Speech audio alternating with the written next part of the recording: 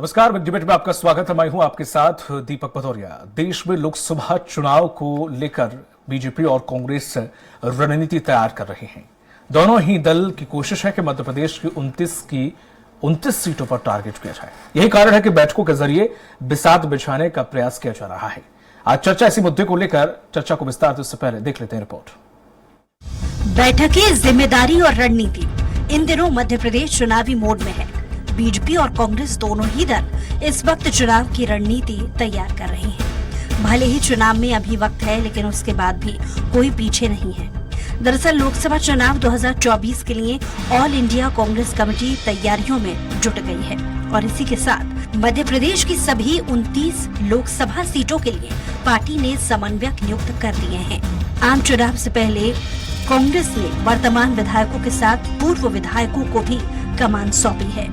समन्वयकों को कई बड़ी जिम्मेदारी संभालनी होगी। चुनाव से जुड़ी हर गतिविधि को गति देना, स्थानीय स्तर पर पार्टी के हर पदाधिकारी के बीच में समन्वय स्थापित करना, लोकसभा प्रभारी प्रदेश, जिला और ब्लॉक कांग्रेस के साथ मोर्चा प्रकोष्ठ में कोऑर्डिनेशन होना, वर्तमान विधायकों के साथ पूर्व विधायकों को भी जिम्मेदारी दी गई है।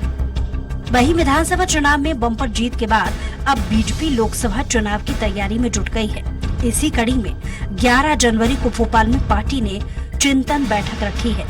पार्टी आगामी चुनाव को लेकर रणनीति तैयार करेगी। बैठक में पार्टी के शीर्ष दिग्गज नेता भाग लेंगे। राष्ट्रीय संगठन महामंत्री BL संतोष भी बैठक में शामिल होंगे। डॉक्टर मोहन यादव के सीएम बनने के बाद पहली बैठक है। मोहन कैबिनेट के कुछ मंत्री भी शामिल हो सकते हैं। बैठक में मध्य प्रदेश विधानसभा चुनाव की तर्ज पर 2024 लोकसभा चुनाव की तैयारी की जाएगी। इसमें चुनाव की रणनीति तय करने के साथ ही उसके क्रियान्वयन को लेकर चर्चा होगी। बीजेपी के 10% वोट शेयर बढ़ाने का लक्ष्य रखा गया है। हर फॉर्मूले पर भी चर्चा की जाएगी। आपको बता दें कि 2019 लोकसभा चुनाव में बीजेपी को 58% वोट मिले थे। बहरहाल बीजेपी और कांग्रेस दोनों ही दल मिशन 29 पर हैं। दोनों ही दल लोकसभा चुनाव में 29 सीटों को जीतने के लिए तमाम तरह के प्रयास करेंगे। ऐसे में देखने वाली बात ये होगी कि आने वाले चुनावी रणभेरी में कौन जीत का मजा चखता है। सलमान खान, स्वराज एक्सप्रेस। और इसी पर ज्यादा चर्चा के लिए खास पैनल हमारे साथ जुड़े हुए हैं। कांग्रेस प्रवक्ता हैं शहरयार खान जी। शहरयार खान जी, आपका बहुत बहुत स्वागत है। बीजेपी प्रवक्ता मिलन भार्गव जी जल्दी हमसे जुड़ेंगे। वरिष्ठ पत्रकार हैं दिनेश निगम जी। दिनेश जी, आपका बहुत बहुत स्वागत है। जिस तरह से देखा जाए, मिलन भार्गव जी जल्दी हमारे साथ जुड़ गए हैं और आपको बताते चले शहरयार खान जी, जिस तरह से पूरे मामले को अगर देखें, लोकसभा चुनाव की बात हो रही है और लोकसभा चुनाव में हमने देखा कि बीजेपी समन्वयक बना रही है, लगातार मीटिंग कर रही है, भारत विकास यात्रा निकाल रही है, लगातार अपने पदाधिकारियों को नियुक्त कर रही है, लगातार रैली निकाल रही है, तमाम तरह की कवायद उन्होंने सरकार बनाने के दौरान मंत्रिमंडल से लेके पदभार जो दिए हैं उसको सजावट को देखते हुए, और ये पूरा उन्होंने कर रखा। आपकी कहाँ इस स्तर तक की तैयारी पहुंची है? देखिए, कांग्रेस पार्टी ने अभी 2 दिन पहले ही हमारे 29 की 29 लोकसभा सीटों पर अपने कोऑर्डिनेटर डिक्लेयर कर दिए हैं, जिसमें विधायक और पूर्व विधायक वरिष्ठ हमारे नेता लोग उसकी जिम्मेदारी लेंगे। और निश्चित ही कांग्रेस पार्टी विधानसभा के परिणाम के बाद मध्य प्रदेश में जीतू जी जब नए अध्यक्ष बन के आए तो लगातार मीटिंगें कर रहे हैं और संगठन से, मोर्चों से, कार्यकर्ताओं से। और आज पीसीसी में दिन भर हमारे सारे वरिष्ठों ने, कनिष्ठों ने और हमारे प्रकोष्ठों की लगातार मैराथन मीटिंगें चलती रहीं, जो शाम के 5 बजे तक चलती रहीं। इसमें हमारे प्रदेश प्रभारी भंवर जितेंद्र सिंह जी भी थे, इसमें हमारे पूर्व अध्यक्ष आदरणीय कमलनाथ जी, दिग्विजय सिंह जी और अरुण यादव जी, सुरेश पचौरी जी। तो ओवरऑल सारे वरिष्ठ और कनिष्ठों ने आगामी लोकसभा चुनाव की 29 सीटों को टारगेट कर अपनी भावी रणनीति पे काम करा है और जिनको कोऑर्डिनेटर बनाया है उनको किस तरह से काम करके और पार्टी हित में परिणामों को मोड़ना है, कार्यकर्ताओं में और संगठन में समन्वय बनाना है, उस सब पे विस्तार से दिन भर पूरी मंथन हुआ। उसमें हमारी रणनीति बनी। तो आप देखेंगे कि आगामी जो लोकसभा चुनाव है वो कांग्रेस पार्टी पूरी दमखम और धारदार चुनाव लड़ेगी, जो कि मध्य प्रदेश की जनता को हम लोगों ने विधानसभा में जो कमियां रही हैं उनसे हम पार पाके और आगे की तरफ बढ़ गए हैं, और निश्चित ही आज एक सुखद परिणाम भी आपको देखने को मिला हमारे पड़ोसी राज्य राजस्थान में। वहां पर भाजपा ने जिसको अपना मंत्री घोषित करके मंत्री की शपथ दिला दी थी, आज वो उपचुनाव में हार का वर्ण उनको मिला है। तो कांग्रेस की ताकत उसके कार्यकर्ता हैं, निश्चित ही ऐसे ही परिणाम मध्य प्रदेश में लोकसभा चुनाव में भी हमको देखने को मिलेंगे। ठीक है। कहा यह जा रहा है कि लगातार ये बात फैलाई जा रही है बीजेपी को गुमराह करने के लिए कि हम 29 के 29 सीटों पर मेहनत कर रहे हैं, लेकिन अंदर खाने में ये बात सामने निकल कर आई है कि आपकी जो मौजूदा कुछ 5 से 6 सीट हैं या 7 सीट हैं जिन पर आपकी पकड़ है, उन पर ही अंदरूनी तौर पर फोकस किया जा रहा है। देखिए, मध्य प्रदेश के अभी हाल के विधानसभा चुनाव के परिदृश्य में देखें तो हम लोग 8 से 9 सीटें आज की डेट में भी विधानसभा परिणामों के हिसाब से जीतने जा रहे हैं। लेकिन इसका मतलब ये नहीं कि भाजपा उसको हमारी इस बात को इस तरह से प्रचारित करे कि हम सिर्फ 7 और 8 सीट पर फोकस कर रहे हैं। हमारा टारगेट है 29 की 29 सीटें। और आप देखेंगे पिछले लोकसभा में जरूर हमारे पास 1 सीट आई थी और हमारी सरकार रहते हुए, अब हम उसको परिणामों को सुधारते हुए भाजपा की सरकार है। जब हम लोग सरकार में थे, इस बार हम लोग 29 की 29 सीटों को टारगेट करके और कार्यकर्ता संगठन और समन्वय और जनता के सहयोग से मध्य प्रदेश के 29 सीट की बात कर लें और देश के परिदृश्य में बात कर लें तो इंडिया अलायंस हम लोग बिल्कुल ताकत के साथ चुनाव लड़ रहे हैं। और आप देखेंगे कि मई में जब सरकार बनेगी तो इंडिया अलायंस की ही सरकार आपको देखने को मिलेगी। ठीक है। मिलन जी, जिस तरह से इंडिया अलायंस की बात कर रहे हैं, साथ ही साथ मध्य प्रदेश की 29 लोकसभा सीटों की बात कर रहे हैं, कांग्रेस से कितना इत्तेफाक रखती है बातों से बीजेपी? इंडिया गठबंधन से कोई प्रभाव पड़ेगा, कोई डर है कि नहीं है? ये बल्कि उत्साह और कि इंडिया गठबंधन आगे चलकर खेल बिगाड़ेगा। और इंडिया गठबंधन है, इसमें एक से एक बड़े जो दल जुड़े हुए हैं वो अपने निजी स्वार्थों के दम पर जुड़े हैं, सबके अस्तित्व की लड़ाई सब लड़ रहे हैं। इसलिए सब विपक्षी दल एक साथ होकर जिस दमखम के साथ सत्ता में भागीदारी अपनी सुनिश्चित करनी चाह रहे हैं, क्योंकि सत्ता में रहेंगे तो भ्रष्टाचार करेंगे और विपक्ष में तो झूठ बोलेंगे, ये नीति और रणनीति इनकी बन गई है। लेकिन जो अगुवाई इनके कर रहे थे नीतीश कुमार, आज नीतीश कुमार ही छटपटा गए। आप देखिए कहाँ है नीतीश कुमार जी, कहाँ है ममता बनर्जी? देखिए जिस प्रकार के अरविंद केजरीवाल जैसे व्यक्ति जो भ्रष्टाचार की इस गिरफ्त में आ चुके हैं, कभी भी वो जेल की सलाखों के पीछे दिखाई देंगे। तो तमाम इनके जो विपक्षी दल हैं जो इस घमंडिया दल में अपने आप को सुरक्षित महसूस कर रहे हैं, चूंकि वो जेल से बचना चाहते हैं, भ्रष्टाचार में चूंकि गर्दन तक इनकी डूबी हुई है, तो एक दूसरे का साथ लेकर ये कहीं ना कहीं जेल की हवा से बचना चाह रहे हैं। जनता का आशीर्वाद इनको इसलिए नहीं मिलेगा क्योंकि जब जब ये सरकारों में रहे हैं तो इनके पास गिनाने के लिए आज की तारीख में तो कुछ है नहीं। इनसे पूछ लीजिए कि लोकसभा में चुनाव में इनके मुद्दे क्या रहने वाले, ठीक है, मैं कौन से मुद्दे जो रहने वाले हैं। और रही बात राहुल गांधी जी के नेतृत्व की, देखिए राहुल गांधी जी के नेतृत्व को तो दिग्विजय सिंह जी के भाई ही उसको विरोध कर चुके हैं। तमाम उनके नेता जो है कांग्रेस के अंदर खाने में कहीं ना कहीं राहुल गांधी के नेतृत्व को अस्वीकार कर चुके। तो लगातार किस चेहरे के ऊपर ये जाएंगे, प्रश्न चिन्ह खड़ा होता है, किन मुद्दों को लेकर जाएंगे। ना नेता है, ना मुद्दे हैं, ना नीयत है। तो ये जनता का आशीर्वाद किस आधार पर हासिल करेंगे, प्रश्न चिन्ह एक खड़ा होता है। दूसरी बात, मध्य प्रदेश में जिस प्रकार की करारी हार से घिरी हुई कांग्रेस है, उसमें आप देखिए लगातार कांग्रेस के नेता एक दूसरे पर आरोप प्रत्यारोप की जिस दिशा में आगे बढ़ गए हैं, उसमें कांग्रेस के नेता आपसी लड़ाई गुटबाजी जो है वो कांग्रेस के नेताओं पर ही जाकर अब कार्यकर्ताओं पर सिमट गई।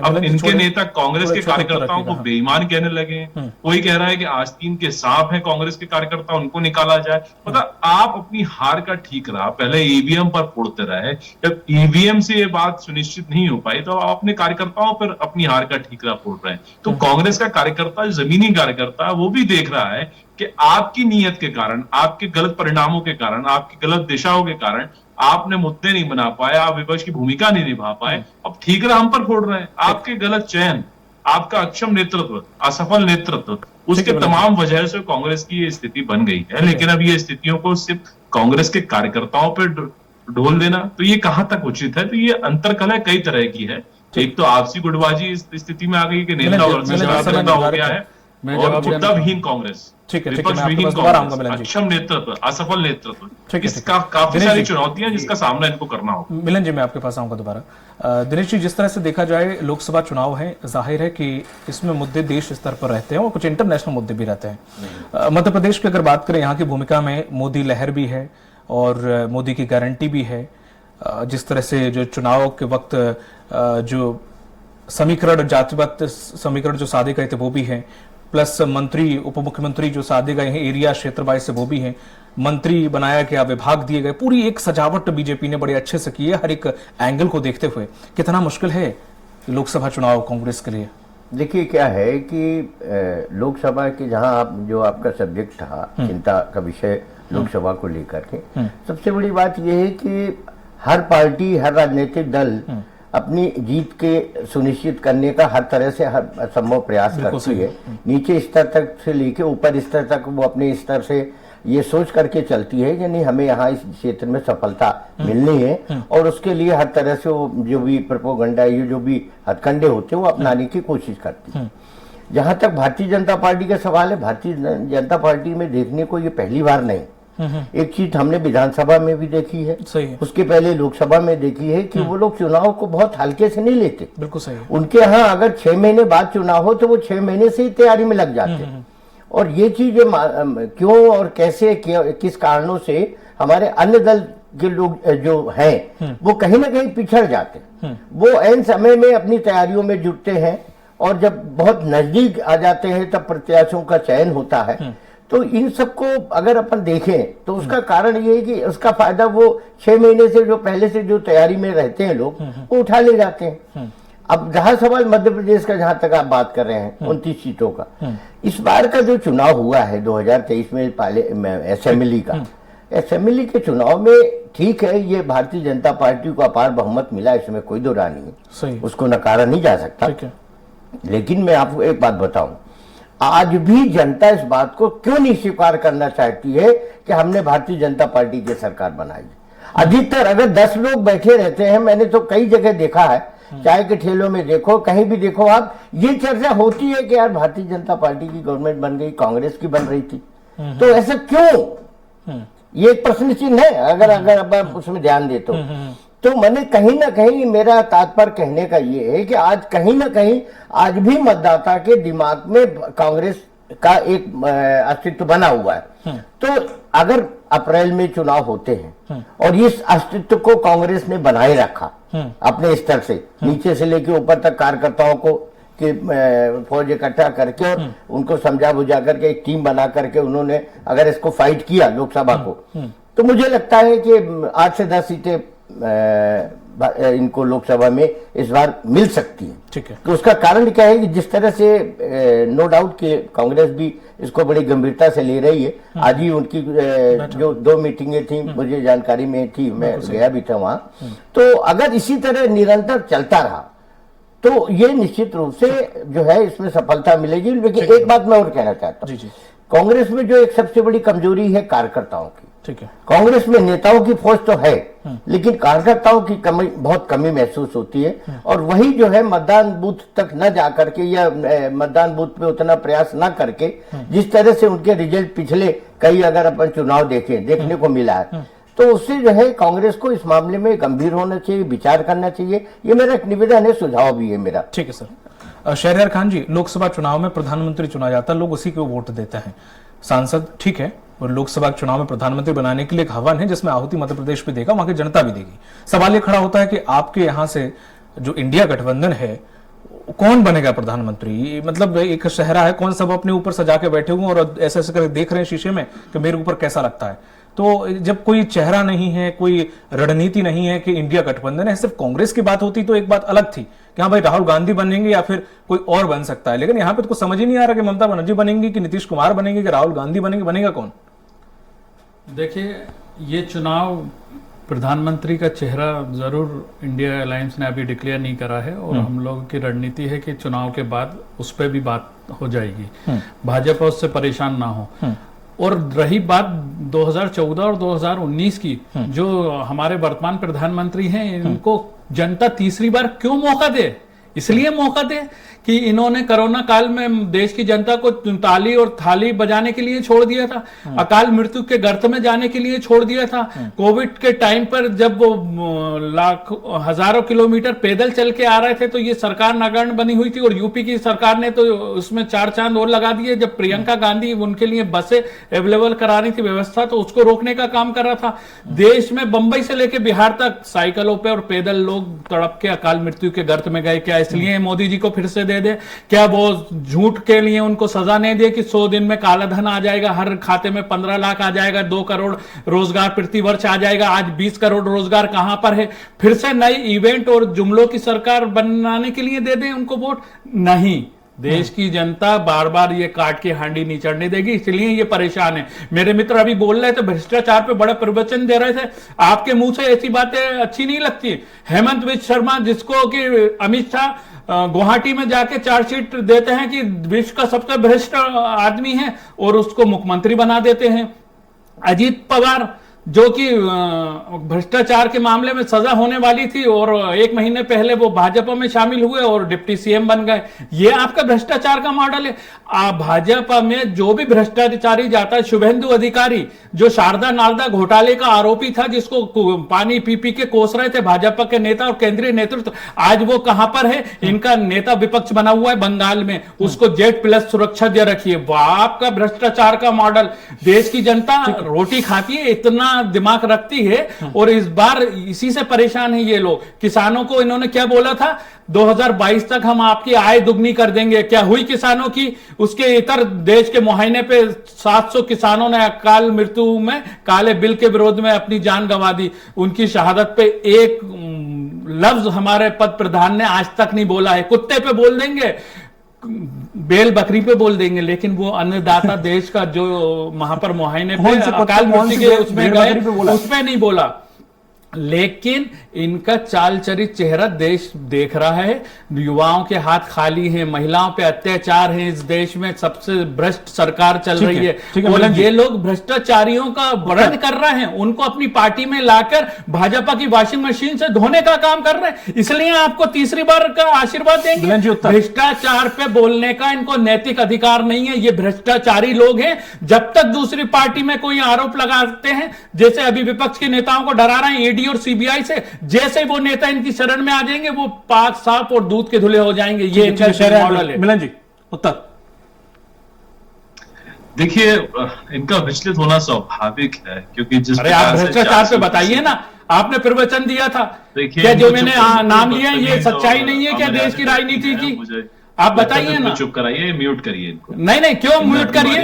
देश में देश की जनता और विपक्ष को म्यूट नहीं कर सकते, यही भाजपा की गलती है। आप इवेंट की सरकार चलाना बंद करें, देश के मुद्दों पे बात करें। देश का वो रोजगार दूसरा है, युवा कहाँ है? 20 करोड़ रोजगार आपने 2022 तक हर गरीब को घर देने का वादा करा था, क्या वो घर मिल गए उनको? झूठ बोलने का प्रपंच आप करते हैं, इवेंट की सरकार चलाते हैं और फिर चुनाव में आके ढपली बचाते हैं। आज आपको राजस्थान की जनता ने रणपुर विधानसभा में सबक सिखाया, आपने मंत्री जिसे बनाया उसको उपचुनाव में 1 महीने बाद हरा दिया। शहरयार खान जी, ठीक है, मिलन जी बात रखें।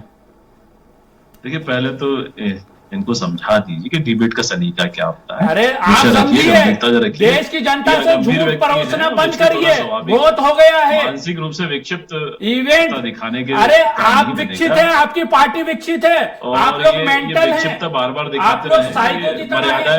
एक शिवराज जी घूम रहे हैं, बेटबाजों वालों को बोल रहे हैं, शहरयार खान जी बोल रहे हैं कि आप आवाज धीरे करिए। शहरयार खान जी, आप प्रदेश को किस ओर ले जा रहे हैं? शहरयार खान जी बात रखने, लाडली इंतजार कर रही है, 3000 का क्या दे दिया आपने? 3000, 450 में गैस सिलेंडर दे दिया, झूठ के लाली आए पिछले दरवाजे से। शहरयार खान जी बात रखने दीजिए, आपका समय आपको मिला, प्लीज। जी मिलन जी। देखिए, पहले तो मुझे लगता है कि जिस प्रकार से विचलित होना स्वाभाविक है, जिसका नेतृत्व 400 समझ आया हो जाएगा। मुद्दों पे बोलिए ना, भ्रष्टाचार खत्म हुआ, भ्रष्टाचारियों को वर्णन कर दिया गया, तो इसका विचलित होना स्वाभाविक है। लेकिन जिस प्रकार से विचलित होकर अरे, ये भूल फिर नहीं जाए कि विचलित- जनता अरे, जानती है कि विचलित पे भ्रष्टाचार विचलित में रहोगे आपने कि देश के मुद्दों पे भी संसाधनों बात का दुरुपयोग करोगे। करके लाडली शोषण किया, 3,000 का दुरुपयोग किया। इंतजार कर रही है। इनको चुप कराइए परसों साहब, 10 ऐसे थोड़ी तारीख चुप दे रहे बैठे। हैं क्या शहरियार 3,000? खान जी, ये शहरियार खान जी। इनके आगे परसों विचलित तीस लोग तारीख मानसिक के विचलित 3,000 लोग दे रहे हैं, हैं, इसी इस तरह पे बात डिबेट करिए। करते हैं, बिगाड़ते हैं, 450 डिबेट में थोड़ी गैस करते हैं। सिलेंडर क्यों नहीं मिल रहा? ये सुपारी लेकर आते हैं। बिजली का बिल हाफ से शहरियार नहीं खान हुआ। जी, समय जाया हो रहा ये प्लीज भ्रष्ट लोग किसानों की हैं, ऋण माफी भ्रष्टाचार क्यों से नहीं विचलित कर हो रहे? जाते हैं। शहरियार खान जी, युवाओं को रोजगार देने की बात करी थी। शहरियार कहाँ खान है? जी, शहरियार खान आप जी, बोल रहे मेरे हैं पास बैंड ज्यादा बाजा वक्त नहीं है। बजाइए शिवराज सिंह चौहान, बोलने तो भाजपा का दीजिए। बैंड बाजा बजा रहे हैं शिवराज आप सिंह बोलने चौहान। तो दीजिए उनको, आप बोलने नहीं दे रहे। वो भूमिका बनाने में लगे अरे रहेंगे। तो सर बना लेने दीजिए, 2 मिनट हैं सर, अरे प्लीज। 20 साल हो गए भूमिका बनाते हैं, अरे अब तो सर। डिलीवर करना है। अरे कुछ बन लेने दो दोस्तों, थोड़ा जो भी बन रहा है बन लेने दो, 2 मिनट रुक जाए सर जी। मिलन जी, मुद्दे पे आ जाए सीधा, ठीक है। देखिए, मुझे लगता है पहले तो ये गंभीरता के साथ ऐसे व्यक्ति को चर्चा में बुलाएं जो चर्चा को समझता जो है, उसकी आपने गंभीरता को झूठ को- समझता है। ये शहरियार खान टाइप के लोग जो हैं वो गंभीरता को न समझते हैं। चिल्ला चोट हाँ, करना, आपकी झूठ को कलाई तेज बोल खोलना, बोलना, जनता के मुद्दे अपने उठाना, नेतृत्व को खुश करने के ये- लिए किस प्रकार से चिल्ला चोट करना, ये सार्थकता नहीं है। देखिए, गंभीरता के साथ सुनिए, विपक्ष में आप है, विपक्ष को निभाइए। हाँ, तो देखिए, विपक्ष विपक्ष की का तो धर्म है, आवाज उठा मुद्दों रहा को हूं, उठाइए, बोलिए ना, जनता उस के पे जनाधार जवाब के बीच दीजिए। रहिए हेमंत ना। बिस्वा आपके नेता दूध के जनता के धुले बीच हो गए रहते क्या? हैं। कमलनाथ जी अजीत एक पवार महीने बाद दूध के आ धुले गए, हो उसकी गए जैसी क्या? गंभीरता बताइए से ना। कि आपको विधायक 3 दिसंबर भ्रष्टाचार को की बन रहे बातें थे, कर रहे हैं, शपथ लेने के लिए EDCBI 1 महीने छोड़ बाद रहे समय हैं, मिला, तो ये विपक्ष के गंभीरता साथ, बताता है। और जो भ्रष्टाचारी जीतू पटवारी उनको जब गले से आए लगा तो रहे इनकी हैं, और इस पे अराजकता बढ़ बोलिए गई ना। है, इनके प्रवक्ता बेकाबू होने लगे हैं।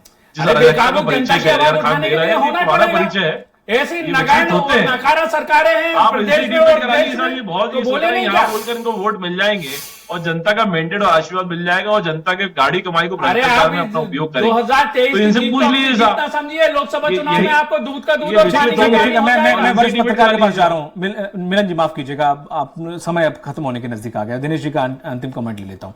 दिनेश जी, जिस तरह से देखा जाए, कांग्रेस की मेहनत भी आप देख रहे हैं, कवायद देख रहे हैं, बीजेपी की भी देख रहे हैं, दोनों की अगर मेहनत और कवायद देखें तो आपको क्या लग रहा है कि दोनों पार्टियों में से कौन ज्यादा मेहनत कर रहा है? कांग्रेस को जो मेहनत करनी चाहिए वैसी कांग्रेस कर रही? देखिए क्या है कि मैंने अभी आपसे अभी कहा, बताया आपको कि चिंतन तो कर रही कांग्रेस। चिंतन करने का ही एक तरीका ये है कि आज जो उनकी मीटिंग देखने को मिली और जिस तरह से उनके जो जितने भी बुजुर्ग और वरिष्ठ नेता हैं वो सब एक मंच, एक हाल पे इकट्ठा हुए, चिंतन किया, बैठक किया। कुछ उन्होंने कमेटियां भी बनाई हैं, ऐसा भी मीडिया को जानकारी मिली है। कुछ जिम्मेदारियां भी बांटी है उन्होंने। तो चिंता करना भी चाहिए और चिंता नहीं करेंगे तो फिर वह नतीजा 2023 के 2024 में होगा। तो इसलिए चिंता करना तो बहुत जरूरी भी है।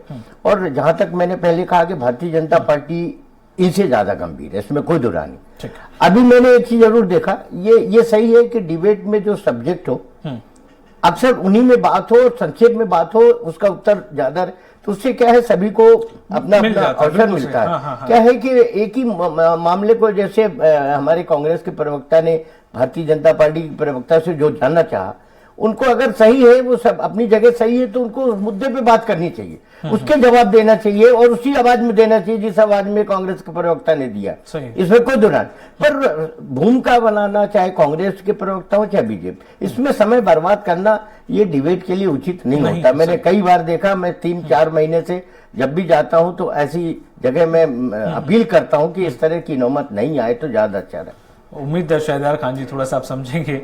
भूमिका निगम साहब किसको बोल रहे हैं? वो भूमिका बनाते रह रहे हैं, किसी की शैली मुद्दों हो पे बात सकती है नहीं सर। कर रहे हैं, मुद्दों पे जवाब नहीं दे रहे हैं विपक्ष के, तो किसी कहां की- पर देंगे जवाब? किसी की शैली विधानसभा हो सकती लोकसभा है। चलने नहीं दें, सड़कों पे आप प्रदर्शन न करने दें। पर मुझे लगता है कि थोड़ा सा हो सकता है किसी की शैली हो इस तरह से ओपनिंग करने की। ठीक है, बात रखनी चाहिए। आपका आपको मन भी मौका शैली देना प्रदर्शित चाहिए। करने का नहीं है, ये मुद्दे जनता के मुद्दे उठाने का है और मैं मुद्दे बिल्कुल उठा समझता के हूं, जवाब मैं देने बिल्कुल का है। समझता हूं, जो लेकिन जनता को सामने झूठ वाले बोला जा रहा है उस पर जवाब सामने वाले चाहिए। को सर सुनना चाहिए। बिना सुने ही वो अगर वो चले जाते हैं तो फिर कहीं ना कहीं एक पक्ष का अभाव रह जाता है। बहुत बहुत शुक्रिया शहरियार खान जी आपका, मिलन जी आपका, दिनेश जी आपका भी। तो जिस तरह से देखा जाए, लोकसभा चुनाव में ज्यादा वक्त नहीं बचा है। कांग्रेस भी अपने स्तर पर कवायद कर रही है, बीजेपी ने भी अपनी पूरी तरीके से घेराबंदी करने की कवायद में जुट ली है। लगातार मीटिंगों का दौर जारी है बीजेपी को कांग्रेस दफ्तर में। और जिस तरह से कांग्रेस में संगठन को लेकर बदलाव हुए हैं, इस संगठन से काफी उम्मीद जताई जा रही है। युवा पीढ़ी के हाथ में अब कमान है। तो देखने वाली यह बात होगी कि लोकसभा चुनाव में ज्यादा माइलेज मिलने की तो यहां पर उम्मीद दिख नहीं रही है। फिर भी आखिर कितना कांग्रेस यहां पर अपनी सीट बचा पाती है और कितना नहीं, देखना दिलचस्प होगा। मुझे दीजिए इजाजत, नमस्कार।